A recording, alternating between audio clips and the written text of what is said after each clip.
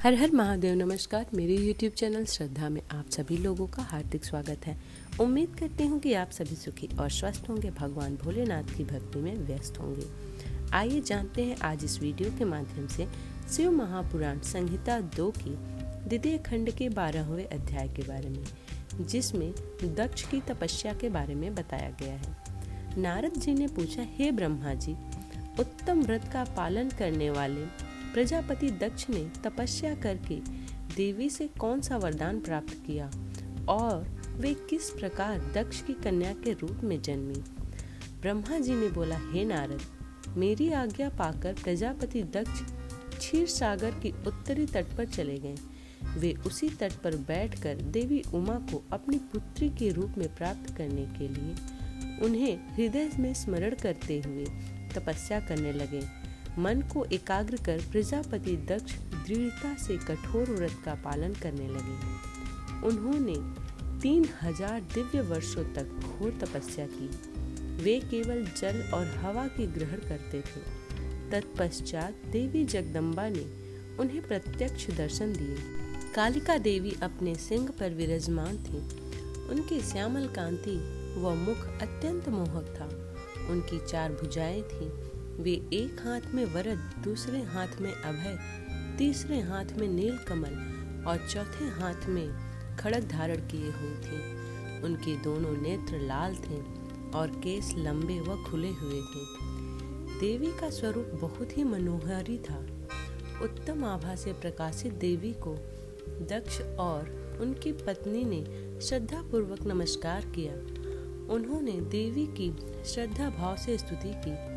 दक्ष बोले, हे जगदम्ब भवानी, कालिका चंडिके महेश्वरी, मैं आपको नमस्कार करता हूँ। मैं आपका बहुत आभारी हूँ जो आपने मुझे दर्शन दिए। हे देवी, मुझ पर प्रसन्न होइए। ब्रह्मा जी ने कहा, हे नारद, देवी जगदम्बा ने स्वयं ही दक्ष के मन में की इच्छा जान ली थी। वे बोली, दक्ष, मैं तुम्हारी तपस्या से बहुत प्रसन्न हूँ। तुम अपने मन की इच्छा मुझे बताओ, मैं तुम्हारी सभी दुखों को अवश्य दूर करूंगी। तुम अपनी इच्छा अनुसार वर मांगो, मैं उसे जरूर पूरा करूंगी। जगदम्बा की यह बात सुनकर प्रजापति दक्ष बहुत प्रसन्न हुए और देवी को प्रणाम करने लगे। दक्ष बोले, हे देवी, आप धन्य हैं। आप ही प्रसन्न होने पर मनोवांछित फल देने वाली हैं।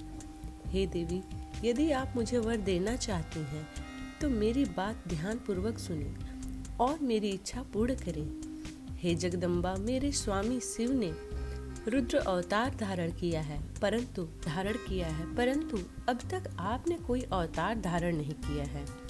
आपके सिवा कौन उनकी पत्नी होने योग्य है। अतः हे देवी, आप मेरी पुत्री के रूप में धरती पर जन्म लें और भगवान शिव को अपने रूप लावण्य से मोहित करें। हे जगदम्बा, आपके अलावा कोई भी शिव जी को कभी मोहित नहीं कर सकता। इसलिए आप हर मोहिनी अर्थात भगवान को मोहने वाली बनकर संपूर्ण जगत का हित कीजिए। यही मेरे लिए वरदान है। दक्ष का यह वचन सुनकर जगदम्बिका हंसने लगी और मन में भगवान शिव का स्मरण कर बोली, हे प्रजापति दक्ष, तुम्हारी पूजा आराधना से मैं प्रसन्न हूँ। तुम्हारे वर के अनुसार मैं तुम्हारी पुत्री के रूप में जन्म लूंगी। तत्पश्चात बड़ी होकर मैं कठोर तप द्वारा महादेव जी को प्रसन्न कर उन्हें पति रूप में प्राप्त करूंगी। मैं उनकी दासी हूँ। प्रत्येक जन्म में शिव शंभु ही मेरे स्वामी होते हैं। अतः मैं तुम्हारे घर में जन्म लेकर शिवा का अवतार धारण करूंगी।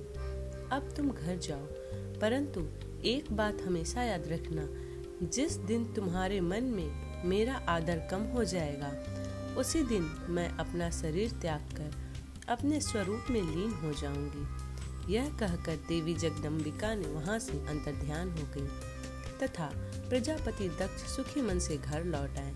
इस प्रकार शिव महापुराण संहिता 2 की द्वितीय खंड का 12वां अध्याय समाप्त होता है। 13वें अध्याय में दक्ष द्वारा मैथुनी सृष्टि का आरंभ के बारे में बताया गया है।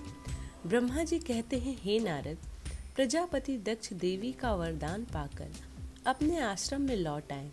मेरी आज्ञा पाकर प्रजापति दक्ष मानसिक सृष्टि की रचना करने लगे, परंतु फिर भी प्रजा की संख्या में वृद्धि होती न देखकर वे बहुत चिंतित हुए और मेरे पास आकर कहने लगे, हे प्रभु, मैंने जितने भी जीवों की रचना की है वे सभी उतने ही रह गए, अर्थात उनमें कोई भी वृद्धि नहीं हो पाई। हे तात, मुझ पर कृपा कर ऐसा कोई उपाय बताएं जिससे वे जीव अपने आप बढ़ने लगे। ब्रह्मा जी बोले, प्रजापति दक्ष, मेरी बात ध्यानपूर्वक सुनो। तुम त्रिलोकीनाथ भगवान शिव की भक्ति करते हुए यह कार्य संपन्न करो। भगवान शिव की भक्ति करते हुए यह कार्य संपन्न करो, वे निश्चय ही तुम्हारा कल्याण करेंगे। तुम प्रजापति विरण के परम सुंदर पुत्री आस्किनी से विवाह करो और स्त्री के साथ मैथुन धर्म का आश्रय लेकर प्रजा बढ़ाओ। आस्किनी से तुम्हें बहुत सी संतानें प्राप्त होंगी। मेरी आज्ञा के अनुसार दक्ष ने विरण की पुत्री आस्किनी से विवाह कर लिया। उनकी पत्नी के गर्भ से उन्हें 10,000 पुत्रों की प्राप्ति हुई। यह हर्यश्व नाम से जाने गए सभी पुत्र धर्म के पथ पर चलने वाले थे। एक दिन अपने पिता दक्ष से उन्हें प्रजा की सृष्टि करने का आदेश मिला। तब इस उद्देश्य से तपस्या करने के लिए वे पश्चिम दिशा में स्थित नारायणसर नामक तीर्थ पर गए। वहाँ सिंधु नदी व समुद्र का संगम हुआ है। उस पवित्र तीर्थ के जल के स्पर्श से उनका मन उज्जवल और ज्ञान से संपन्न हो गया। वे उसी स्थान पर प्रजा की वृद्धि के लिए तप करने लगे। नारद इस बात को जानने के बाद तुम श्री हरि विष्णु की इच्छा से उनके पास गए और बोले, दक्ष पुत्र हर्यश्वगण, तुम पृथ्वी का अंत देखे बिना सृष्टि की रचना करने के लिए कैसे उद्यत हो गए हो? ब्रह्मा जी बोले, हर्यश्व बड़े बुद्धिमान थे। वे तुम्हारे प्रश्न सुनकर उस पर विचार करने लगे। वे सोचने लगे कि जो उत्तम शास्त्र रूपी पिता के निवृत्त आदेश को नहीं समझता, वह केवल रजोगुण पर विश्वास करने वाले पुरुष सृष्टि निर्माण का कार्य कैसे कर सकता है।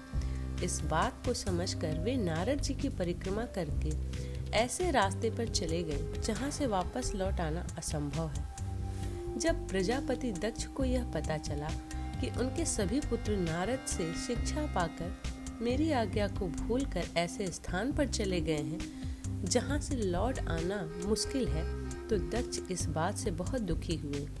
वे पुत्रों के वियोग को सह नहीं पा रहे थे। तब मैंने उन्हें बहुत समझाया और उन्हें सांत्वना दी। तब पुनः दक्ष की पत्नी आस्किनी के गर्भ से सबलाश्व नामक एक सहस्त्र पुत्र हुए। वे सभी अपने पिता की आज्ञा अनुसार पुनः तपस्या के लिए उसी स्थान पर चले गए जहाँ उनके बड़े भाई गए थे। नारायण सरोवर के जल के स्पर्श से उनके सभी पाप नष्ट हो गए और मन शुद्ध हो गया। वे उसी तट पर प्रणव मंत्र का जाप करते हुए तपस्या करने लगे। तब नारद तुमने पुनः वही बातें जो उनके भाइयों से कही थी उन्हें भी बता दी और तुम्हारे दिखाए मार्ग के अनुसार वे अपने भाइयों के पथ पर चलते उद्धर्वगित को प्राप्त हो गए। दक्ष को इस बात से बहुत दुख हुआ और वे दुख से बेहोश हो गए। जब प्रजापति दक्ष को ज्ञात हुआ कि यह सब नारद की वजह से हुआ है, तो उन्हें बहुत क्रोध आया। संयोग से तुम भी उसी समय वहां पहुंच गए। तुम्हें देखते ही क्रोध के कारण तुम्हारी निंदा करने लगे और तुम्हें धिक्कारने लगे। वे बोले, तुमने सिर्फ दिखाने के लिए ऋषियों का रूप धारण कर रखा है। तुमने मेरे पुत्रों को ठग कर उन्हें भिक्षुक का मार्ग दिखाया है।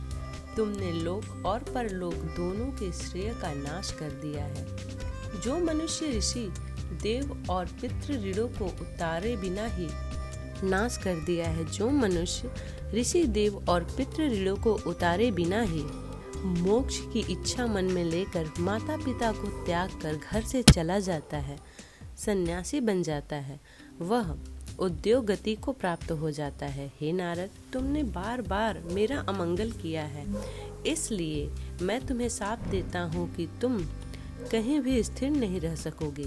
तीनों लोकों में विचरते हुए तुम्हारा पैर कहीं भी स्थिर नहीं रहेगा, अर्थात तुम्हें ठहरने के लिए सुस्थिर ठिकाना नहीं मिलेगा। नारद, यद्यपि तुम साधु पुरुषों द्वारा सम्मानित हो, परंतु तुम्हें शोकवश दक्ष ने ऐसा शाप दिया जिसे तुमने शांत मन से ग्रहण कर लिया और तुम्हारे मन में किसी प्रकार का विकार नहीं आया। इस प्रकार शिव महापुराण संहिता 2 के द्वितीय खंड का 13वां अध्याय भी समाप्त होता है। उम्मीद करती हूँ कि आज की यह वीडियो आप लोगों को पसंद आई हो। वीडियो पसंद आई हो तो वीडियो को लाइक करें, चैनल को सब्सक्राइब करें। इसी प्रकार के वीडियोस को प्राप्त करने के लिए चैनल को सब्सक्राइब करना ना भूलें। मिलते हैं अगले अध्याय में, तब तक के लिए हर हर महादेव।